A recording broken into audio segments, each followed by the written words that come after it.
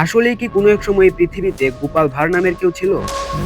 কৃষ্ণনগর, রাজা কৃষ্ণচন্দ্র, এগুলো কি আসলেই বাস্তব নাকি শুধুই একটা কাল্পনিক গল্প? আর গোপাল ভাঁড়ের মৃত্যুটা ছিল খুবই রহস্যজনক।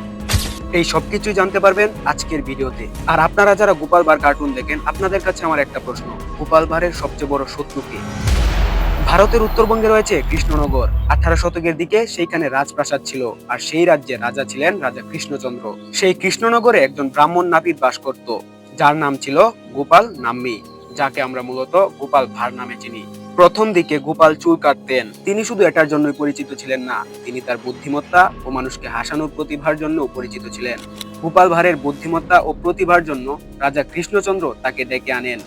তিনি তাকে রাজ্যের ভার হিসেবে নিযুক্ত করেন। এখন কথা হলো, ভার কি? ভার হলো সেই ব্যক্তি যে রাজপ্রাসাদের সকলকে বিনোদন দেওয়ার জন্য কাজ করে। সে বিভিন্ন কৌতুক ঠাট্টার মাধ্যমে রাজপ্রাসাদকে আনন্দময় করে রাখে। গোপাল ভাঁড় শুধু বিনোদনই দিতেন না, তিনি আরো বড় বড় সমস্যা থেকে রাজা কৃষ্ণচন্দ্র ও তার রাজপ্রাসাদকে বাঁচিয়েছে। এমনকি রাজ্যে যখন কোনো বিপর্যয় নেমে আসতো, সেটার সমাধান কোনো না কোনো ভাবে গোপাল ভাঁড়ের কাছে থাকতো, যা আমরা এখন কার্টুন ভিডিওতেও দেখতে পাই। এ থেকে বোঝা যায় গোপাল ভাঁড় ছিলেন অসাধারণ বুদ্ধিমত্তা সম্পন্ন মানুষ। তৎকালীন সময়ে রাজ্যগুলোর মধ্যে অনেক ধরনের যুদ্ধ থাকতো। কোনো একটি যুদ্ধে রাজা কৃষ্ণচন্দ্রের সাথে গোপাল ভাঁড়ও যায়। সেই যুদ্ধেই গোপাল ভাঁড় নিহত হন।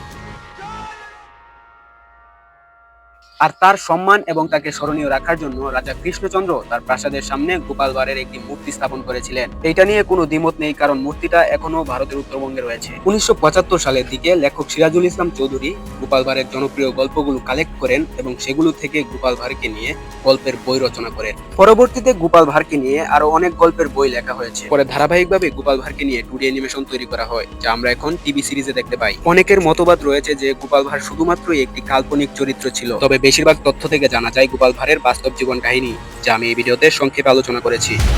তো ভিডিওটি কেমন লাগলো তা অবশ্যই কমেন্টে জানিয়ে দিবেন, আর চ্যানেলটিকে সাবস্ক্রাইব করে পাশেই থাকুন।